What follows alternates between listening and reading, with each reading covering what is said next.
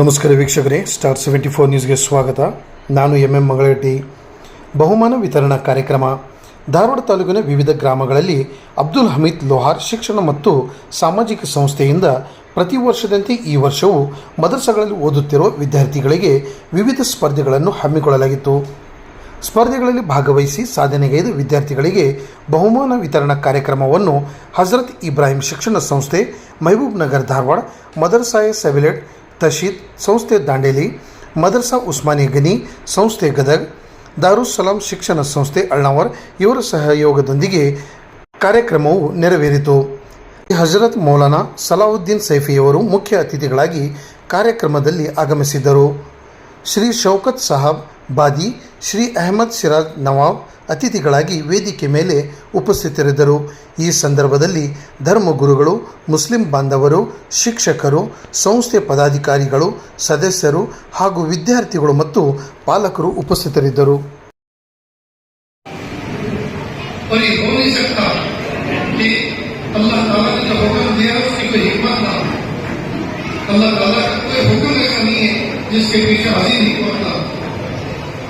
जब बच्चा माँ के पेट से तारीख जगह से दुनिया में बाहर आता है तो उसके दाएं कान में अजान और बाएं कान में तकबीर तरीके से दिल और दिमाग में सबसे पहला ये मैसेज उठाया जाता है कि इस कायनात में जब कोई चीज जुड़ी है तो अल्लाह के साथ,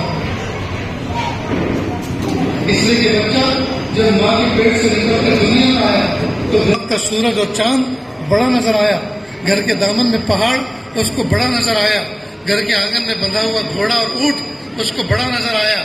अल्लाह फरमा रहे हैं ये सब चीजें बड़ी नहीं है, अल्लाह बड़ा है. अल्लाह अकबर, अल्लाह अकबर, अल्लाह सबसे बड़ा है, अल्लाह सबसे बड़ा है. और वो पैगाम जो मेरे और आपके कान में दुनिया में आते ही विद इन सेकेंड में किसी ने ये कहा था कि अल्लाह सबसे बड़ा है, दोनों कानों में ये बात कही थी अल्लाह सबसे बड़ा है. इसी मैसेज को रोजाना अजानों के अंदर पांच मरतबा 5 वक्त की अजानों में 25 दफा इसको अलाउड किया जाता है, इसको कानों में दोबारा रिपीट किया जाता है कि खबरदार, जिस दुनिया में तुम रह रहे हो यहाँ का निज़ाम बड़ा नहीं है, यहाँ की हुकूमतें बड़ी नहीं है, यहाँ की फौज बड़ी नहीं है, यहाँ के हथियार बड़े नहीं है, तुम्हें धमकी देने वाले बड़े नहीं है, अल्लाह बड़ा है. अल्लाह की मान कर चलो, उसके हुक्म को जान कर चलो और उसके सामने सर को झुका के चलो, वो सबसे बड़ा है. अल्लाह अकबर, अल्लाह अकबर. जब उस बच्चे को न ये पता मेरे माँ बाप कौन है, न ये पता कि हमारा सीएम और पीएम कौन है, न ये पता कि मैं इस महल्ले में इस बस्ती में पैदा हुआ, तो उसके बाद में इसके भाई बच्चे अल्फाज लगे जा रहे हैं जिसके अल्फाज की हकीकत का पता, नफानियत का पता होना तो ये चाहिए था. इस मौके पर पटाखे छोड़े जाते हैं, रोज दबक से बजाए जाते हैं, घर में अजान की जाए और बाएं कान में तकलीफ पड़ी जाए, दाएं कान में अजान और बाएं कान में तकलीफ नहीं जाए.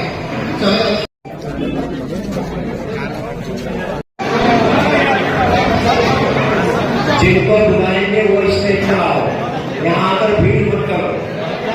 जिनको बुलाएंगे वो आए, तरतीब से आए, काम पूरा होगा. जो नए यहाँ को चलते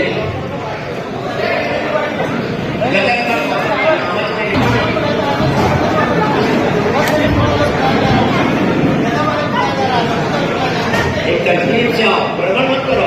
आप धारवाड़ यहाँ धारवाड़ छोड़ के एक अगर नरगोल वाले फर्स्ट सेकंड तक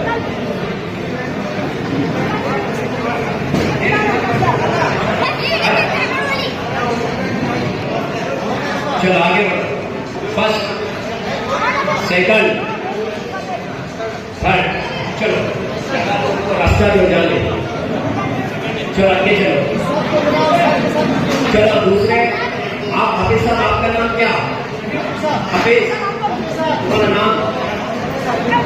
मौला साहब. First second third all one topper है. कहाँ के? नागलोर के. फर्स्ट सेकंड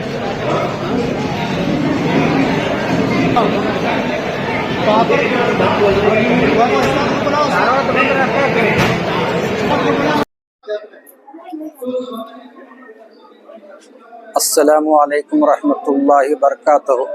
मजलिस सबीलुत तौहीद चैरिटेबल ट्रस्ट कोसंबा गुजरात और अब्दुल हमीद लोहार एजुकेशनल वेलफेयर ट्रस्ट के ज़ेर एहतमाम आज इजलास आम और सालाना मकातिब का इनामी जलसा रखा गया है, जिसमें हिंदुस्तान के मशहूर आलिम दीन हज़रत मौलाना सलाउद्दीन सैफ़ी साहब तशरीफ़ लाए हैं और हज़रत मौलाना अहमद सिराज साहब भी तशरीफ़ लाए हैं। अब्दुल हमीद लोहार ट्रस्ट के ज़ेर एहतमाम धारवाड़ जोन में 28 मकातिब चलते हैं, जिसका सालाना इम्तिहान लिया, बच्चों को इनामात दिए गए और फिर इन 28 मकातिब में मुसाबिका करके उसमें से टॉप जो है आने वाले 3 बच्चों को दिया। इसके अलावा और दूसरे ट्रस्ट के तहत एक टेलरिंग सेंटर चल रहा है सोनापुर के अंदर और मरकज़ छप्परवन कॉलोनी के पास एक इमारत का काम भी शुरू है कि एक स्लैब हो गया है और काम जारी भी है, इसलिए आप हजरात से ताउन दुआओं और ताउन की दरख्वास्त है। अस्सलामु अलैकुम रहमतुल्लाहि व बरकातहू।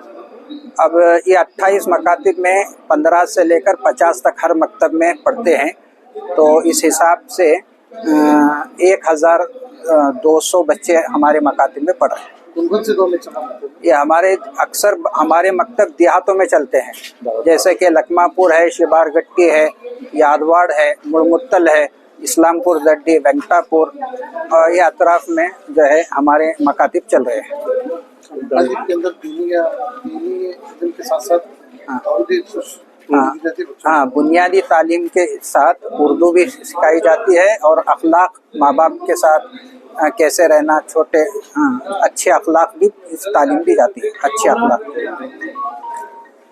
आगे का क्या ख्याल है? क्या आगे हमारा जो है कॉलेज की लड़कियों के लिए जो है अलग से ट्रेनिंग जो है कंप्यूटर सेंटर और टेलरिंग सेंटर के साथ, कंप्यूटर की तालीम के साथ दीनी तालीम, टेलरिंग के साथ दीनी तालीम और हमारे नौजवान बच्चे और बच्चियों की जो है ये इस माहौल में कैसे इनके ईमान की हिफाजत हो, इस ताल्लुक से हम कोशिश कर रहे हैं।